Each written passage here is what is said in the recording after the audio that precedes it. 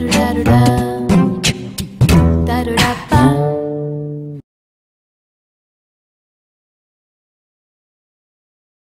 m'appelle Martin Cry, je fais partie de l'encadrement de l'inspection du travail en Rhône-Alpes, ce qu'on appelle le pôle politique travail au sein de la DIRECT, qui est l'organisation du ministère du Travail en région. Et donc je suis plus particulièrement chargé d'animer le corps d'inspection du travail qui lui-même veille à l'application des textes en matière de conditions de travail et d'égalité professionnelle. Et puis par ailleurs, j'ai une mission spécifique au niveau national qui était de mettre en place une convention collective dans un domaine particulièrement féminin, qui est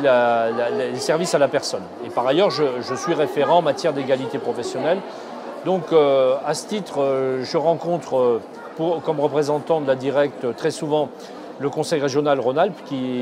avec lequel nous sommes associés dans une convention d'animation et d'excellence. Et donc à ce titre, j'ai été invité à participer à cette journée au forum d'aujourd'hui, dans lequel je trouve qu'à la fois dans la forme, il y a une variété des sujets abordés, il y a une facilité de rencontre qui est tout à fait effective par rapport aux modalités qui ont été retenues. Et puis j'ai assisté à 2 ateliers ce matin. Je participerai cet après-midi à un atelier sur l'égalité salariale. Et pour ce qui concerne l'atelier cadre et non cadre, je pense que la problématique est réelle et fortement actuelle, parce qu'il ne s'agit pas que l'égalité professionnelle se traduise uniquement à certains niveaux hiérarchiques et qu'on en reste là. L'essentiel est la capacité à transformer véritablement les choses passera par l'évolution de la situation des femmes dans des situations plus subalternes. Et donc la problématique, la présentation et le questionnement autour des réseaux de femmes cadres et non cadres me paraissait tout à fait opportune. Alors les services à la personne, c'est tout simplement, si on prend un parcours d'histoire longue, c'est tout simplement la marchandisation, la commercialisation, au bon sens du terme, de ce qui se faisait de manière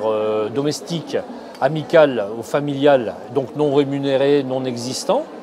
puisque la société a évolué, qu'on n'est plus dans une situation où les solidarités familiales ou le voisinage fonctionnaient dans une structure de proximité, plutôt dans le milieu rural et élargi. Maintenant, le noyau familial s'est réduit. Et le fait qu'il y ait des interventions extérieures, soit pour la petite enfance, soit pour l'éducation intermédiaire, soit même aujourd'hui pour le 4e âge, tout ça a constitué une activité qui émerge comme un enjeu économique important, parce que ça facilite la conciliation des temps, et facilitant la conciliation des temps, ça facilite l'efficacité économique. Donc aujourd'hui, le temps est venu pour que les entreprises structurent,